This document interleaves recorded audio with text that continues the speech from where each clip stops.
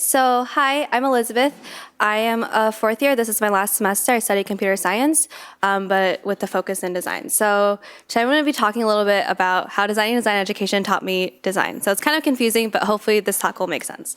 So once upon a time when I first came to Cal, this is kind of what I thought design was. I looked at all these things online. I was like, wow, these are really pretty. Like, I want to be able to make stuff like this. I was really interested in graphic design, just kind of taking different images and like putting them together and making just communicating ideas. So my definition of design started out as design is just about making pretty things. Made some pretty things my first semester here with innovative design. So I was just kind of like trying out like graphic design a little bit. But little did I know that this was just a smaller part of a much bigger picture. So during my sophomore year, I got the opportunity to teach the introduction to Photoshop and Illustrator decal. And kind of through the process of teaching this, I kind of got a really good understanding of what design was. So I'll talk through a little bit like how I went through this entire process. So my initial reaction when I was asked to teach this class was I panicked because it was my freshman year and then my freshman spring actually, and over the summer I was like, oh no, I don't know anything about Illustrator, I don't know anything about Photoshop. I can kind of like make shapes on a page, but I really don't know that much. So my first instinct was to go straight to the library.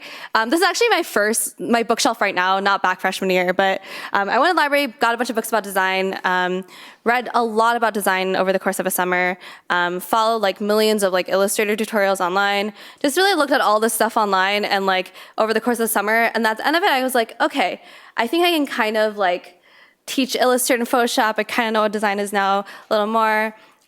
Created some, decided how to design the course materials. So basically every week it was like a lecture, then a tutorial and an assignment that would kind of like help the students learn more about design every week. So I'll show you guys a little bit about what that looks like. So in week 2, you learn something called the pen tool, which is basically this tool that allows you to like draw shapes really, really easily. So in designing this class, it was really interesting because I had to go completely back to the fundamentals. So I'd like go through and be like, this little point right here is called an anchor point, and this one right here is a curved anchor point, and I had to like write this all down. And like I try to document it really, really heavily because I really wanted this class to sustain. So I'll talk about that a little more later. I created these like worksheets where you, if you go, you can actually trace these different shapes using, it's really hard to see, sorry, the contrast is actually really bad on this projector. But you can actually like trace these lines using the pen tool, and you can actually toggle different layers on and off so that these kind of worksheets would be used for multiple different difficulty levels.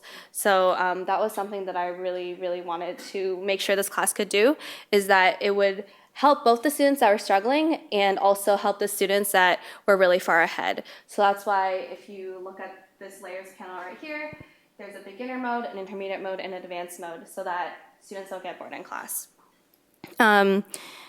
During each class, I also tried to make kind of like a practical, I would guess like a practical application of each tool. So this one right here teaches you how to make a Liechtenstein. I don't know if you're familiar with the artist, but he's my favorite artist. Anyway, a Liechtenstein-esque styled painting. So if you look at this as well, there's like these little guiders along the way on the face. So like going back, I really had to like put time into like making these guiders there and kind of like understand like the deep ends of how the pen tool actually works. So in the end, the tutorial, you get something like that in the end, and this is just like the second week of the class. So the reason why I like to talk about like designing this class is because it really taught me how to really like learn from my mistakes.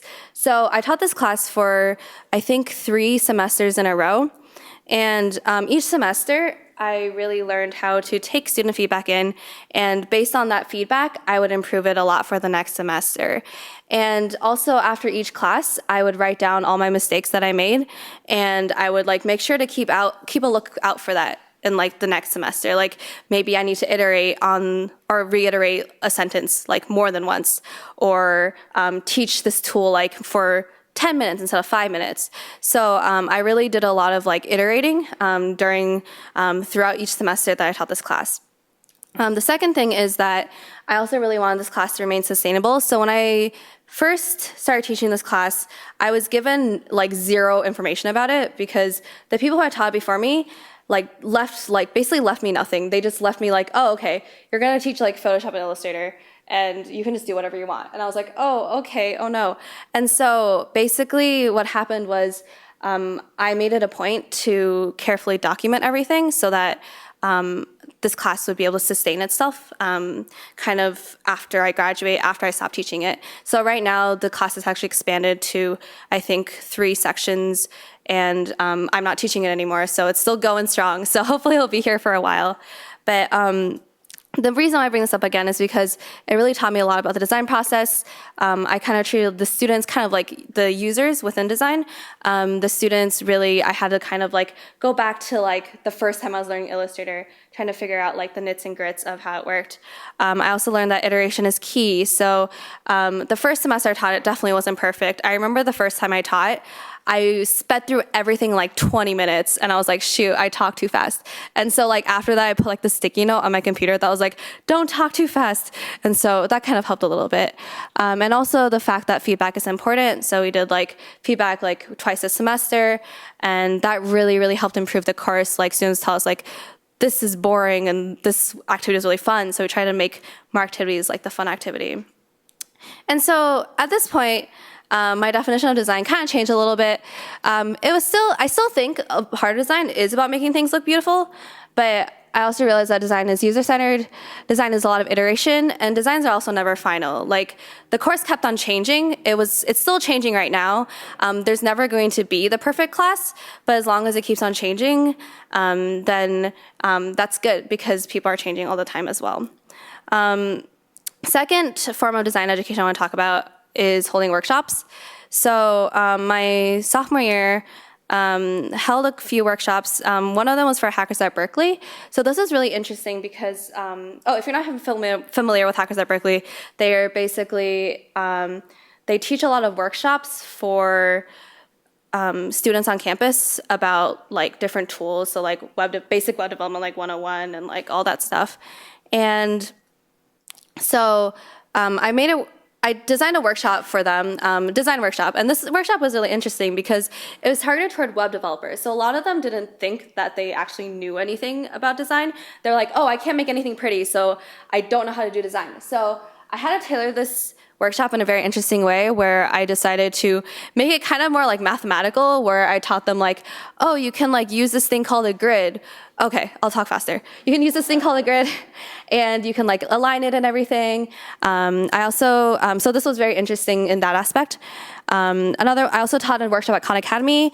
This one was also different because I had to take into consideration different Khan Academy tools. So if you look on the right, this is a very drag and drop Illustrator file, I guess, where you can like take these components that are very native to Khan Academy and put them on the grid, and it'll look like it's from Khan Academy because you're following like all these style guidelines. So lessons learned from this were that from like teaching a lot of workshops is that the audience really matters when you're designing a workshop, and also the varying experience levels are very, very difficult to control in the workshop environment because a lot of people are there and they're all there because they want to learn like prototyping, but you don't know where they are in that scale level. So now my definition of design has changed to design changes based on context. Last year I started working on the design minor, kind of figuring out stuff to do about the Jacobs Institute of Design, like Josh said before. This was really interesting because we got to do a lot of research about how all these different design institutions work. And kind of based on that research, we also looked into what design, oh, this looks so bad. Okay, sorry. I'll zoom in there. Okay, so basically, we kind of took a look at all the design organizations that already exist on campus, mapped it all out, and kind of tried to put it into this graphic where we could see like, oh, all the ones in the middle are about like graphic design, all the ones on the top are about web development design. And so in doing this, it was really interesting because you could see how design was really everywhere on campus, but no one had really thought about it in the sense that had never really thought to bring it all together. So like students were doing design in all these little nooks and crannies. What's the phrase? Nooks and crannies? Yeah, nooks and crannies, but no one had ever thought to bring them all together. So I'll skip this slide. So after that, my definition of design kind of changed to this, where I was like, okay, so design is really confusing, and design is kind of everything out there. And so that kind of brings me to the present, where my definition of design has kind of changed from design is making pretty things to kind of like, I really don't think there's a definition of design. Like, you can't really just like give it one sentence. It really depends on what you're doing, because design can really apply to anything you're doing. You can apply to, like, if you're doing biology, you could like apply design to biology. You can apply design to computer science, design to education, like me designing my class. Really anything like that. Design is basically applicable to everything. So that's why now it's just like question marks. Every time anyone asks me to define design, I'm just like, no, I don't know how to define it. But yeah, thank you so much. I won't be able to say at the end, but there's my email if you have questions or anything. But yeah, thanks.